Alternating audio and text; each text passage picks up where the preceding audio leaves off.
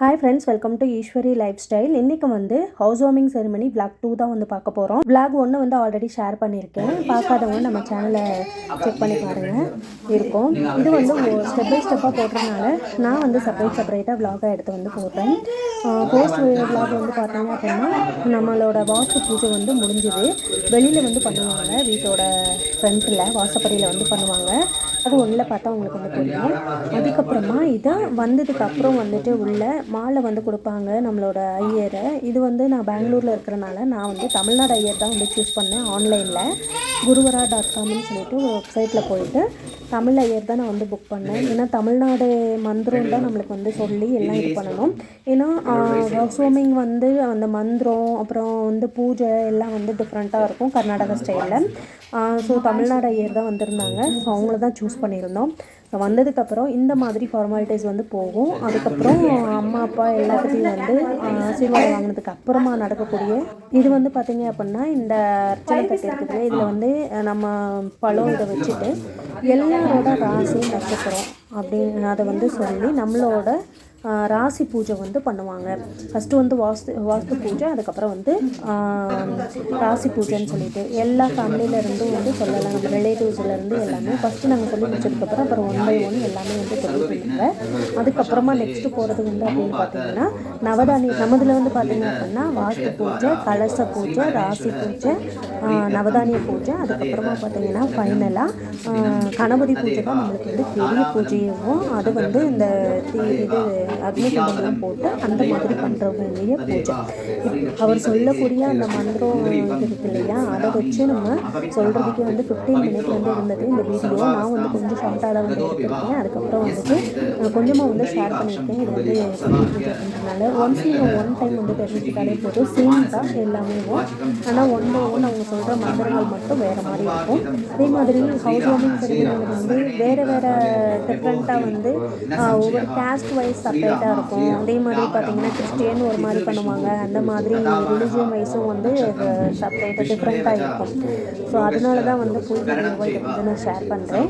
வீடாக இருக்கட்டும், எந்த ஒரு இடமா இருக்கட்டும், நம்ம எது வாங்கினாலும் இந்த மாதிரி ஒரு பூஜை வந்து பண்ணிட்டோம் அப்படின்னா நம்மளுக்கு வந்து எந்த ஒரு இதுவும் இருக்காது. அட் தி சேம் டைம் வந்து பார்த்திங்க அப்படின்னா நம்மளுக்கு வந்து ஒரு சாட்டிஸ்ஃபைடாகவே இருக்கும். அது வந்து எதுவும் அஃபெக்ட் பண்ணாது அப்படின்ற மாதிரி. ஏன்னா நிறையா இது வந்து இருக்குது. சில பேர் வந்து அதை நம்புவாங்க, சில பேர் வந்து அதை நம்ப மாட்டாங்க இல்லையா.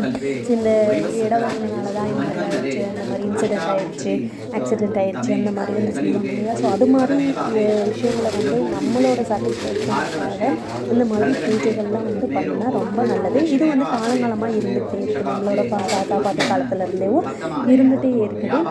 பட் ஃபாரின் சைடெலாம் இருக்குதா அப்படின்றது வந்து எனக்கு தெரியல. ஸோ எங்கள் சைடு எல்லாமே இருக்குது. இப்போ நாங்கள் வந்து கர்நாடகாவில் இருக்கோம். இங்கேயுமே சேம் அதே மாதிரி தான் இருக்குது. ஸோ பூஜையெல்லாம் முடிஞ்சதுக்கப்புறம் ஐயர்கிட்ட வந்து கொடுத்தாச்சு. கிட்டத்தட்ட வந்து பார்த்திங்கன்னா ஏர்லி மார்னிங் ஸ்டார்ட் ஆச்சு. அப்புறம் தான் நின்றுட்டு அப்புறம் உட்கார சொல்லுவாங்க அப்படின்னு இருந்தது. ஒரு வழியாக வந்து ஐயர் உட்கார சொல்லிட்டாரு. ஸோ இது வந்து நவதானிய தான்.